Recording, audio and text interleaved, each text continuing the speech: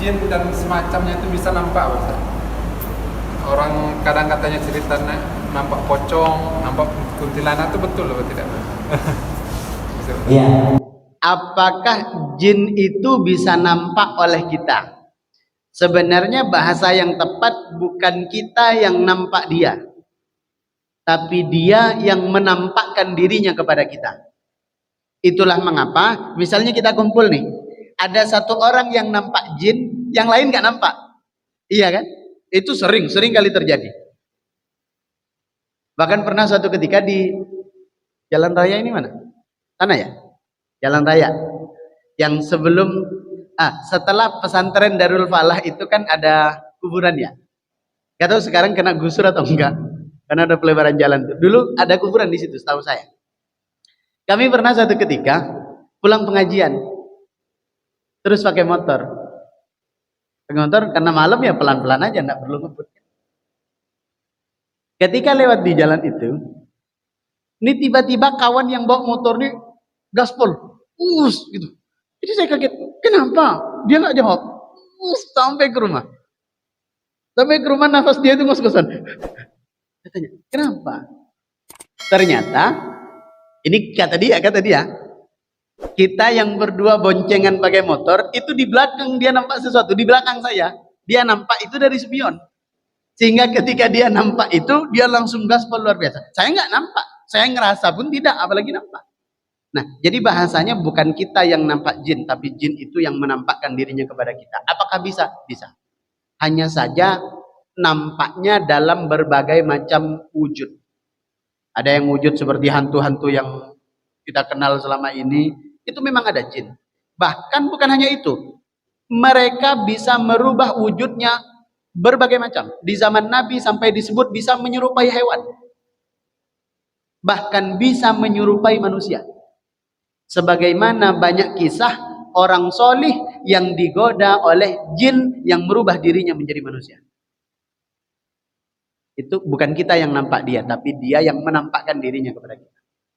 Kecuali memang selevel Rasul Shallallahu Alaihi Wasallam, itu bukan jin menampakkan dirinya, tapi beliau yang diberikan keutamaan oleh Allah untuk bisa melihat jin itu. Bahkan di Madinah itu ada satu tiang yang sampai sekarang masih ada tiangnya. Di Masjid Nabawi itu ada satu tiang, di situ tempat dahulu Nabi mengikat jin. Sampai riwayat menyebut saat jin itu diikat, kencang Nabi ngikatnya sampai air liur jin itu netes dan mengenai tangan Nabi Shallallahu Alaihi Wasallam. Itu riwayatnya sahih. Itu riwayatnya sahih. Dan sampai sekarang tiang itu masih ada di Masjid Nabawi. Gitu. Jadi bisa. Cuma memang orang-orang tertentu dan keadaan-keadaan tertentu sehingga jin itu menampakkan dirinya kepada kita. Allahu a'lam bishawab. Jadi saya menambah sedikit. Jadi sekaligus ini menjawab. Sama seperti ada anggota keluarga kita yang wafat. Ya. Terus misalnya hari pertama, kedua, ketiga contohnya lah. Kemudian kita nampak dia seperti datang, Ustaz. Itu bukan dia. Itu jin yang menyerupai wajah dia. Kalau dia sudah di alam kubur, kalau dia banyak amal ibadah, dia sudah sibuk dengan nikmat dari Allah Subhanahu, nggak kepikiran lagi mau nampakkan ke kita untuk apa. Kalau dia ahli maksiat, dia sudah sengsara dengan azab siksaan dari Allah Subhanahu wa taala, tidak sempat menampakkan diri ke kita. Apalagi pulang untuk makan makanan kesukaan. Ada itu di Jawa itu. Kami pernah jadi ada keluarga meninggal. Kami paginya itu khatam Al-Quran.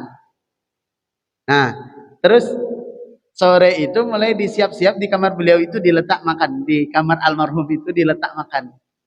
Saya awalnya berpikir apakah di dalam itu ada orang sehingga diantar makanan. Ternyata saya tanya, enggak.